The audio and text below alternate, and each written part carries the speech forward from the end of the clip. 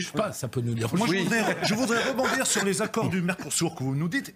Ok, mais il n'y a pas que ça. Il y a eu les accords de Nouvelle-Zélande qui vont faire importer du lait alors qu'on ne sait pas quoi faire de notre pays, des moutons. Il y a les accords. Oui, il y a 3 jours, c'était les accords avec le Chili. Tous les jours, on dirait qu'ils nous provoquent. Mais ils veulent vraiment le chaos.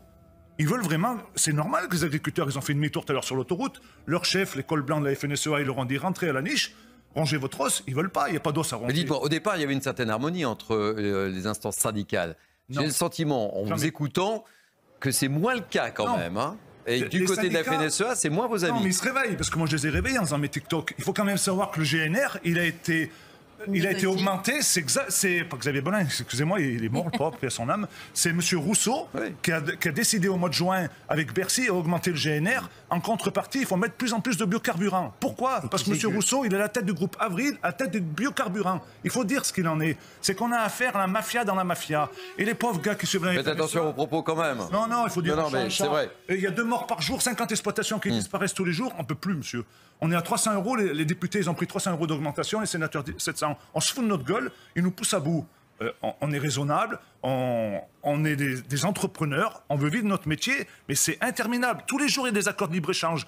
Donc la seule solution, moi j'en vois pas d'autres, des mesurettes, ils n'arriveront jamais à calmer la détresse des agriculteurs, ils n'y arriveront pas. La seule solution, en plus c'est nous les éleveurs, qu'on est tributaires de cette folie de Van der Leyen, cette hyène, mais elle est complètement folle cette femme, signer des accords de libre-échange toutes les semaines, pour faire entrer quoi? De la viande, alors qu'on ne sait pas quoi en faire, de la viande en France. Nous, la nôtre, elle part en Chine et on fait rentrer de la viande aux hormones. Nous, on fait du label Limousine, Charolais, Aubrac. On fait rentrer de la viande aux hormones, défiant toute concurrence d'Argentine. On fait rentrer, moi, chez moi, en Haute-Loire, on fait des lentilles vertes du Velay. On fait rentrer des lentilles Roundup du Canada.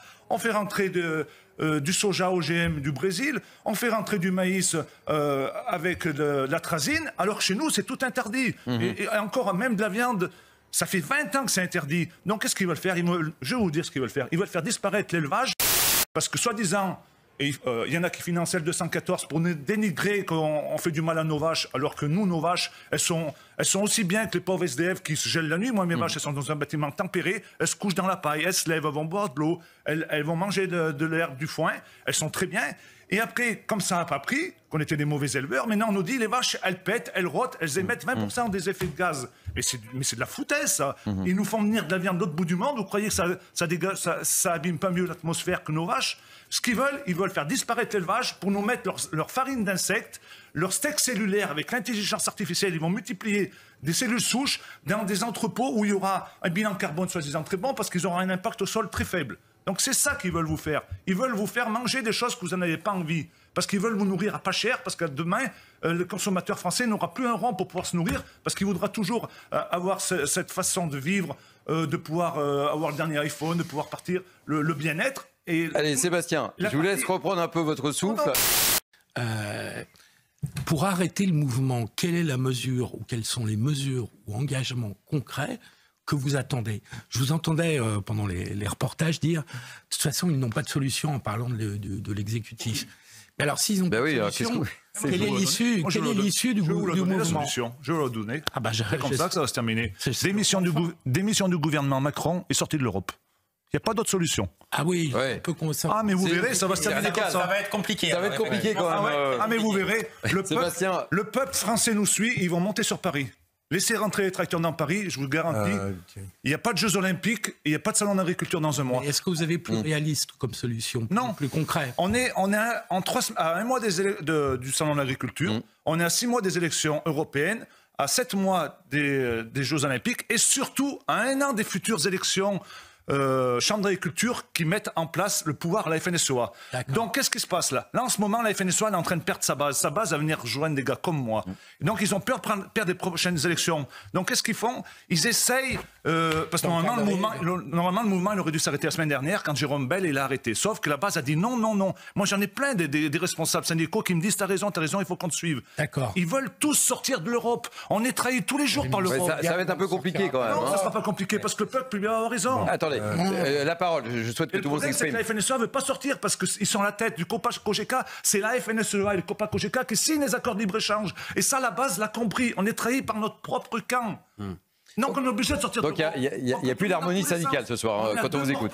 On est à 2 morts par jour et 50 exploitations qui disparaissent. On sait, on en parle souvent sur notre antenne. Il ne reste plus un paysan en France. On sera juste là pour faire du biocarburant et faire de la méthanisation. Il n'y aura rien plus en France. Attendez, laissez-moi parler. Oui, mais je vous laisse parler, justement. J'ai aussi d'autres invités. Il y a 2 ans, quand il a été élu, Macron, il a rebaptisé le ministère de l'Agriculture, ministère de la Souveraineté Agricole. Mais ils nous crachent dessus. Ils vont signer tous les jours des accords de libre-échange, toutes les semaines. Elle est où la souveraineté agricole? Les derniers agriculteurs, ils seront juste là pour fabriquer des biocarburants et fabriquer de l'électricité. C'est ça. Sébastien. Et j'ai raison sur toute la ligne. Johan et Pierre. Moi, j'entends votre détresse. Mais on la comprend, qui est on la partage. On est 350 il n'en reste que 350 000 paysans. Sébastien, il faut que tout le monde s'exprime. Votre colère, votre détresse, elle est tout à fait compréhensible. Je la partage très largement. Et les bon nombre de Français la partagent. C'est bien ça le problème, c'est que les Français vont monter à Paris. Sébastien. Simplement, en ayant un discours comme celui que vous venez de tenir, je crois que c'est tout à fait contre-productif. Parce que c'est un discours qui, pardonnez-moi monsieur, n'est pas réaliste. Parce que d'abord, le gouvernement ne démissionnera pas. Et ensuite, si vous demandez aux Français s'ils souhaitent sortir de l'Union européenne, à l'évidence, ils ne le souhaitent pas. C'est d'ailleurs pour cela que le Rassemblement national a changé de position. Mais justement, ce sujet. Le Rassemblement national, c'est ce que j'ai dit à Julien, il fait une grave erreur.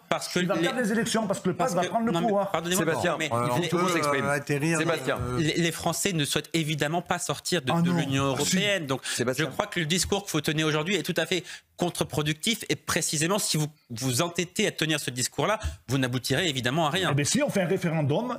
Sébastien, on poursuit le débat.